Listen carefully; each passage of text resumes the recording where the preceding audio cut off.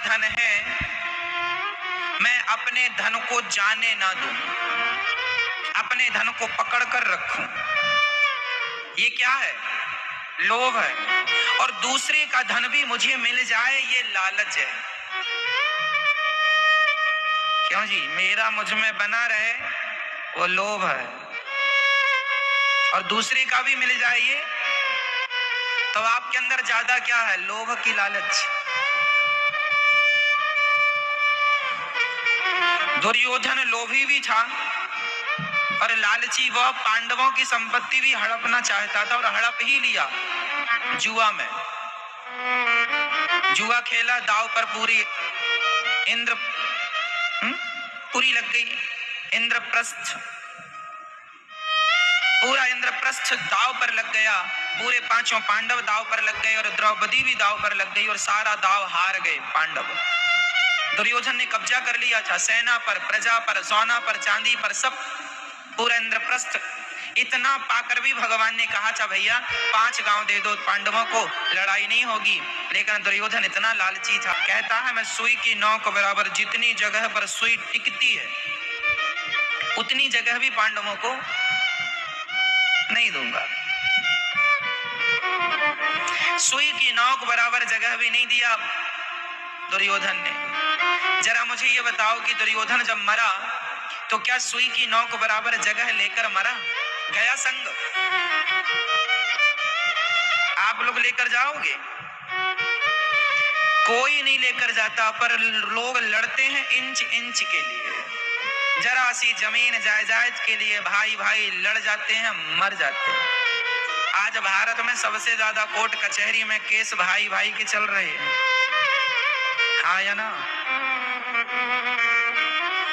जरा सी जमीन जायदाद के लिए लड़ रहे हैं। जो तुम्हारा है वो तो बना रहे, पर उसका भी मुझे मिल जाए, ये लालच। आज के इंसान को लोभ लालच ने शैतान बना दिया। दुर्योधन की मनमानी, दुर्योधन की गलती। जब परिवार में एक आदमी गलती करता है और उसका सपोर्ट सब करते हैं, दुर्योधन गलत था, अरे गलत था तो 2-4 थप्पड़ मार के हटा देना चाहिए, नालायक को, चल यहां से। लेकिन नहीं, उसी नालायक पर धृतराष्ट्र का मोह था, बेटा बेटा दुर्योधन, बेटा दुर्योधन। क्यों जी? जान रहे हैं कि ये नालायक बेटा है, सत्यानाश कराएगा, लेकिन फिर भी उसी से प्यार। मेरा बेटा बेटा, कैसा भी है मेरा बेटा है। क्यों जी? आपका बेटा भी तो ऐसे ही नहीं है, कैसा भी है मेरा बेटा है। आप लोग धृतराष्ट्र ना बन जाना। और धृतराष्ट्र की पत्नी और महान गांधारी की जरूरत थी कि बांधने की? बोलो बोलो मेरी माँ, पट्टी उतारने की जरूरत थी कि बांधने की? तो तारा नहीं, बांधी बैठी रही। आप लोगों की आंखों में पट्टी तो नहीं बंधी? आप तो गांधारी नहीं हो। गांधारी का बेटा कौन? कौन? दुर्योधन। दुर्योधन भरी सभा में द्रौपदी की साड़ी उतार रहा है और गांधारी ने पट्टी नहीं उतारी। गांधारी ने पट्टी कब उतारी? आपको पता है? गांधारी ने एक बार पट्टी उतारी थी आंखों से। कब? दुर्योधन जब अकेला बचा, सारे 99 भाई मर गए, तब गांधारी ने पट्टी उतार के कहा था तू कपड़े उतार के आ जाना, मैं तुझे देख लूंगी, जहां जहां मेरी दृष्टि पड़ेगी वह वह अंग तेरा वज्र का हो जाएगा, फिर वो मारे से नहीं मरेगा, तुझे कोई नहीं मार सकता। गांधारी माँ, आप यदि होती तो मैं ही आपको बता देता कि माँ यदि पट्टी उतारनी ही थी तो द्रौपदी की साड़ी खिंच रही थी, तब उतार कर दुर्योधन को 2 थप्पड़ मार दिया होता तो दुर्योधन का तो सर्वनाश ही ना होता। तुमने सही वक्त पर पट्टी उतारी होती तो आज ये दिन ही ना देखने पड़ते। पट्टी उतारी भी तो किसके लिए? उस नालायक बेटे के लिए जो भरी सभा में औरतों के कपड़े उतारता है। इसे तुम बचा के क्या करोगी? ये आज उसके उतारा, कल किसी और के उतारेगा, क्या भरोसा ऐसे नालायक बच्चों का। और इनको बचाने लिए देखो, इतना मोह था पुत्र के प्रति, इतना मोह था कि बेटा इतना नालायक है, लेकिन उसे बचाने के लिए माँ ने जीवन भर की तपस्या पट्टी उतार के बच्चे को दे दी। मैया जी, गलत रास्तों से बच्चों को सही वक्त पर रोक लोगी ना, तो ये सर्वनाश के दिन देखने ही नहीं पड़ेंगे। ये दिन इसलिए आते हैं क्योंकि सही वक्त पर आप अपनी आंखों की पट्टी, तब तक बहुत देर हो चुकी होती है, फिर पट्टी हटाने का भी कोई अर्थ नहीं निकलता। पट्टी हटाने के बाद भी दुर्योधन मरा कि नहीं? क्या होगा पट्टी हटाने से? जब पट्टी हटाने का समय था तब तो तुमने पट्टी हटाई नहीं। क्यों मैया जी? सही है, आप लोगों की आंखों में तो पट्टी नहीं बंधी। बच्चों को लाड़ करना अच्छा है, प्यार करना अच्छा है,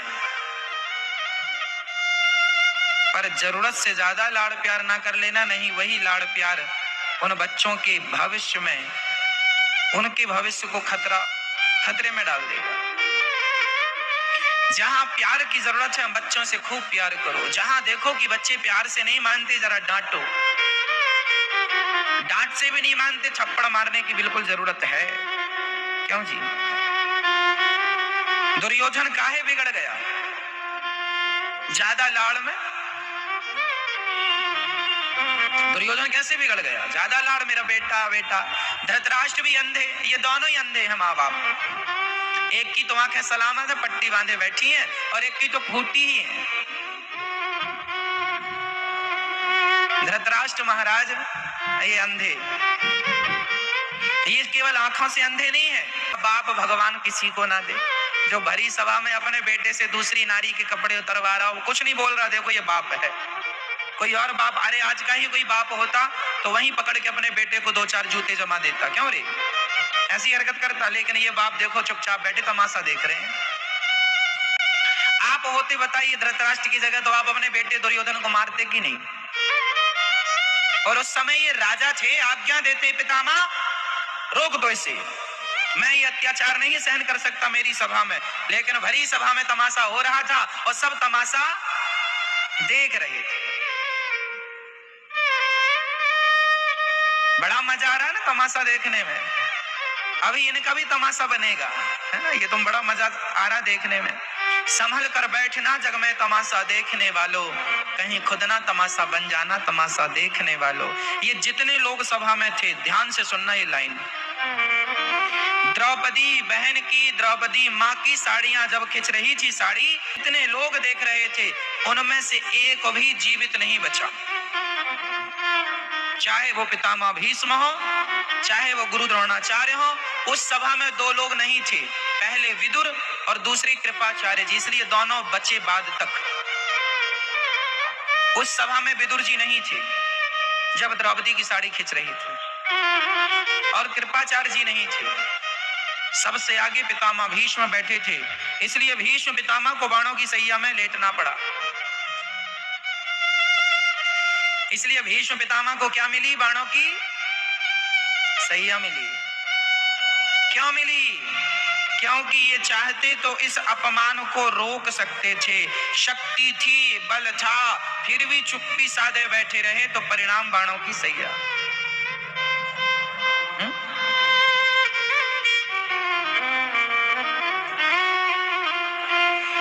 गुरु द्रोणाचार्य को भी दंड मिला, सब भोगना पड़ा। दानवीर कर्ण, ये बड़े दानवीर हैं।